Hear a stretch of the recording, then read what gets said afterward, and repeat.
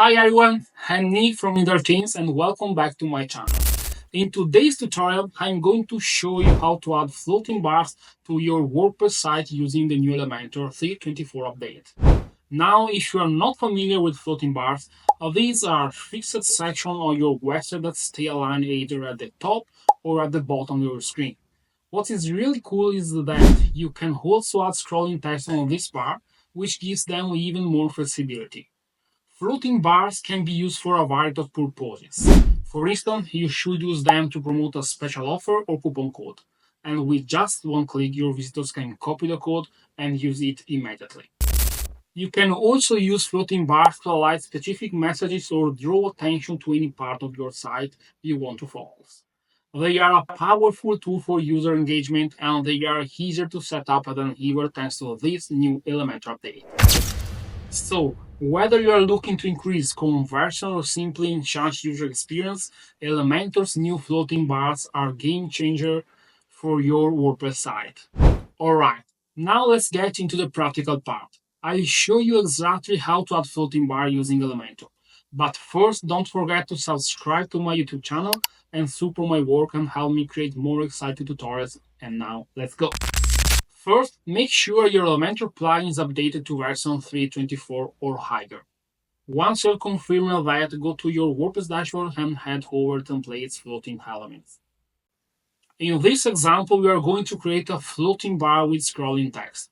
To do this, we will use one of Elementor's pre-built templates.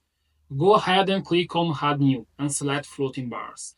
Give it a name and click on Create Element. Now search your floating bars and select the template that you like and insert it in your page.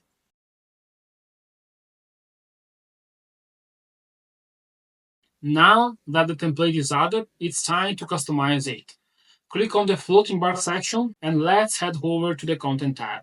This is where you can edit the text. If you are using scrolling text, navigate to the ticker panel where you can control the speed and direction of the text. You can also adjust the scrolling behavior to suit your design needs. Next, in the floating bar panel, you can add additional elements like pause buttons, close button, or stop the scrolling effect. This is perfect for making the bar interactive and allowing your users to control it. Now, let's move on the Style tab, where we will make sure the floating bar matches the overall look and feel of your website. You can customize the text, icons, and background colors to fit your branding. Take your time here because this is where you really make the floating bar stand out.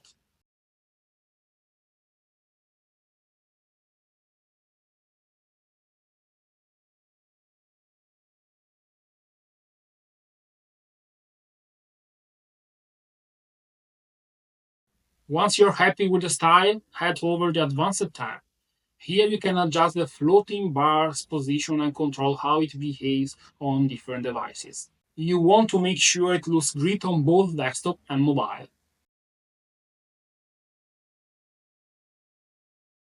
The final step before we save is to set the display condition.